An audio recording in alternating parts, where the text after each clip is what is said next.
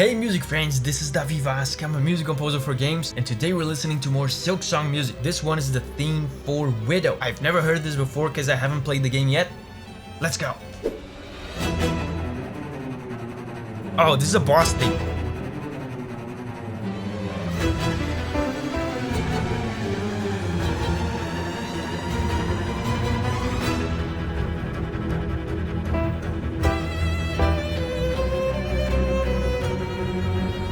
Oh man, this sounds so good. The quality of the strings.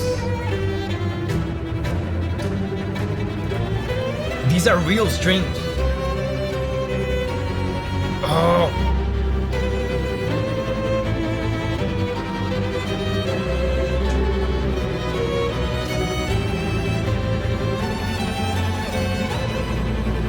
Man, the counterpoint in this. I'm gonna show you.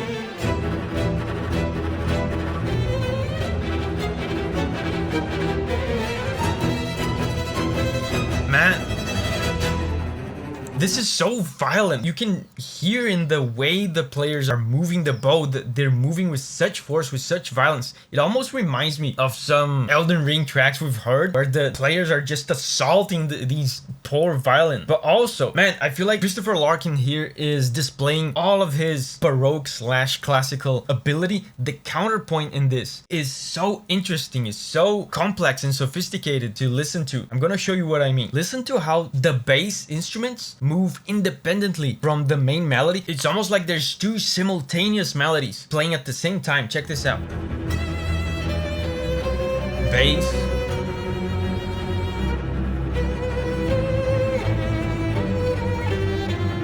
That is such a Baroque / classical music thing. Look at this. You'll be able to visualize better if I play it. He's doing like this. He's doing...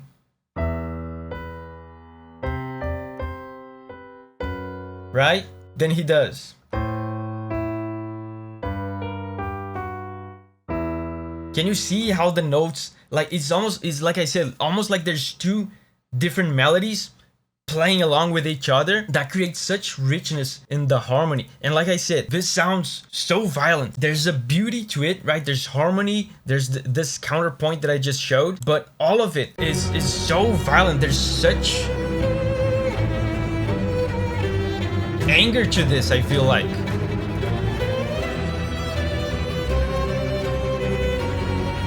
Man, this is so beautiful. It almost reminds me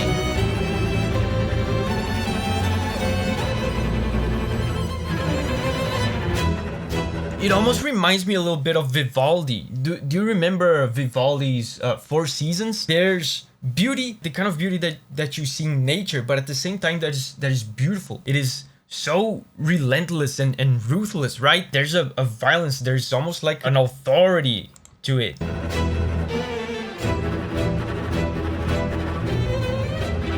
And the melody on top on the violin, aside from being ruthless, like I said, there's a touch of anguish to it. There's almost like a cry of sadness.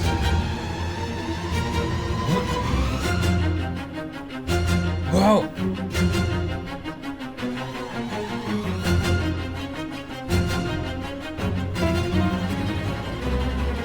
They changed key.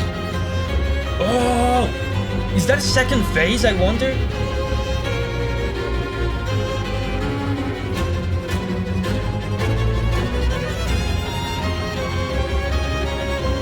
Wow, the song is now faster, and he raised the key. The original key was here, was this sad chord. Like I said, sad chord, very appropriate, because like I said, it sounds violent and beautiful, but at the same time, there's an anguish to it. It sounds like the kind of rage and anger that comes from tragedy, right? That comes from melancholy and sorrow. So, original key was this sad chord. Now they moved to this. So it's one semitone higher. It makes everything in the track sound more tense, more exciting. There's a feeling of change, of renewal, and the song is also faster. Let me show you the chords. I showed you before the counterpoint, right? The relation between the different notes moving independently that creates almost like this counter melody effect, like there's two melodies playing at the same time. Let me show you now the functional chords, that like the chords that are actually being played in this main part. I believe there are some disturbing chords in there. That wouldn't surprise me. Guys, check out these chords. Look.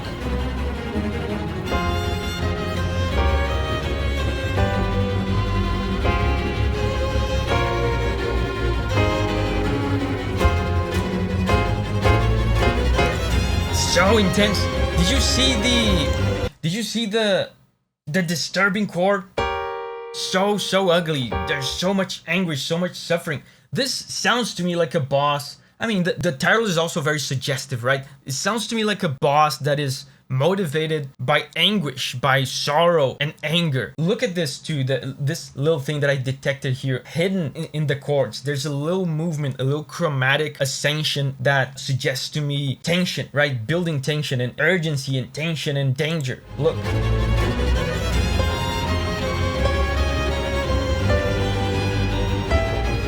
Can you see how tense does that sound? Like this little melody here is not very evident, but it is there in the middle of the moving, all the moving parts of the chords. There's this. Right?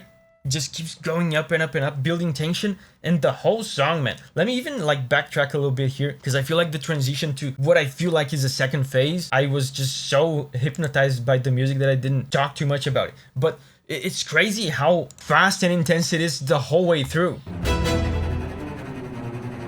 Yeah, I feel like this is the transition to the second phase. Super disturbing. Yeah, they raise the key.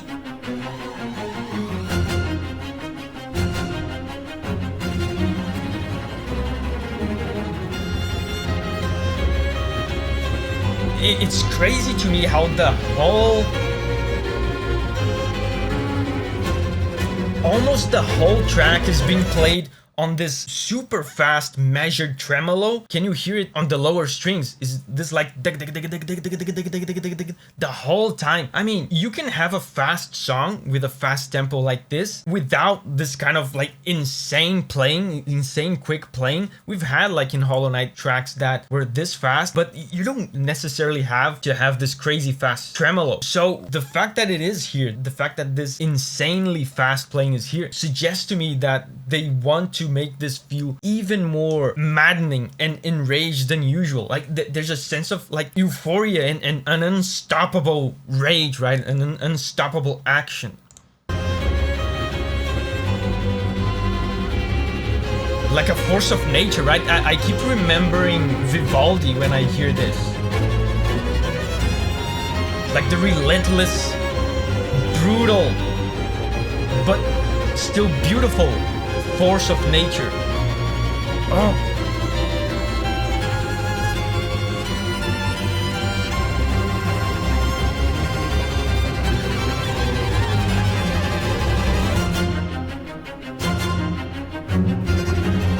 It's about to end. Oh my god, that was... Wow, I'm impressed. Like, this is the first boss battle I've heard from Silksong, and I'm officially impressed. Hey, I'm about to start my first ever playthrough of Silksong live on stream. By the time you're watching this, I think it will be out already, so I'm gonna put it over here so you can catch the VODs. And remember to subscribe to the gameplay channel so you don't miss the next episodes of the playthrough. So remember, whenever you're ready to spread your wings and go on a music journey again, I'll see you there.